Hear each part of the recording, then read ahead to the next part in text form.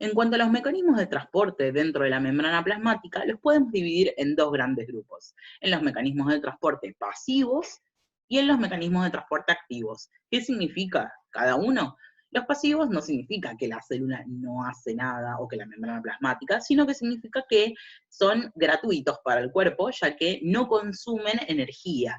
Y la forma de energía dentro del cuerpo es lo que se denomina ATP, es decir, que es la moneda de intercambio energético. ¿Qué significa esto? Nosotros si vamos a comprar algo y nos sale 100 pesos, 500 pesos, lo pagamos con un dinero. Imaginemos que eso es energía. Para el cuerpo, su forma de energía, que en sí la plata uno trabaja y es una forma donde está depositada la energía, para el cuerpo también, pero la forma en que paga es a través de la moneda ATP.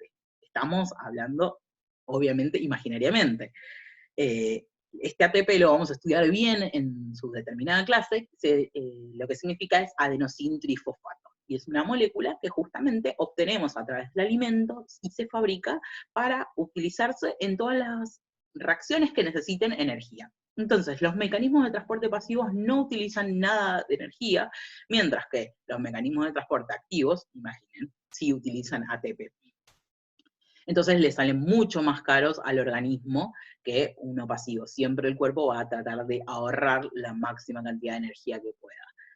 En los mecanismos de transporte pasivos tenemos a su vez unos subgrupos, como podemos observar en el cuadro, y tenemos la difusión simple, que en parte fueron mecanismos que vimos en la tutoría, que lo que se trata es cuando determinadas moléculas pueden atravesar a la membrana plasmática sin ninguna proteína, sin ningún mecanismo específico, es decir, directamente la atraviesan. Tenemos nuestra membrana plasmática que es atravesada directamente.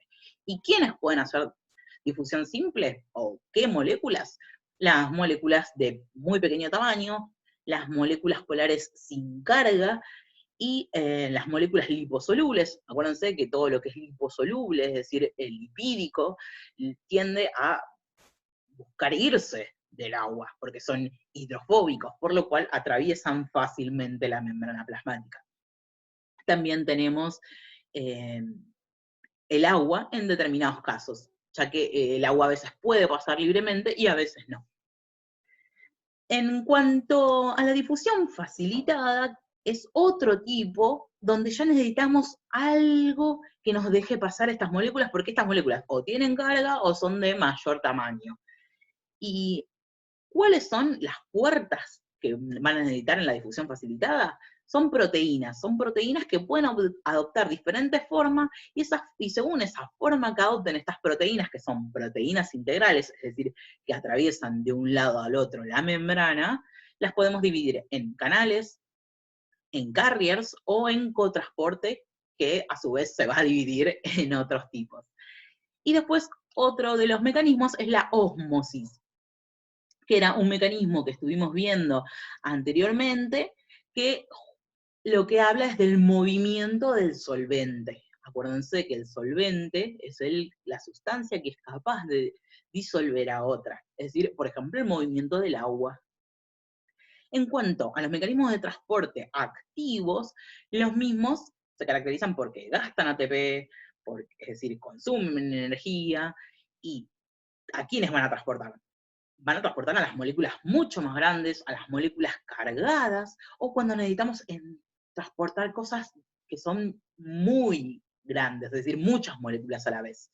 Esos se denominan eh, las bombas, que son las que gastan ATP, y después el transporte en masa. El transporte en masa son movimientos que va a hacer la célula para poder englobar o largar hacia el exterior las determinadas sustancias. Y esos procesos se llaman endocitosis o exocitosis.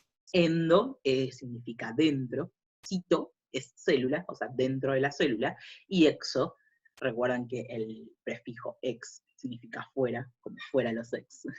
Exocitosis, es decir, cuando la célula lo lleva hacia afuera, hacia el medio extracelular.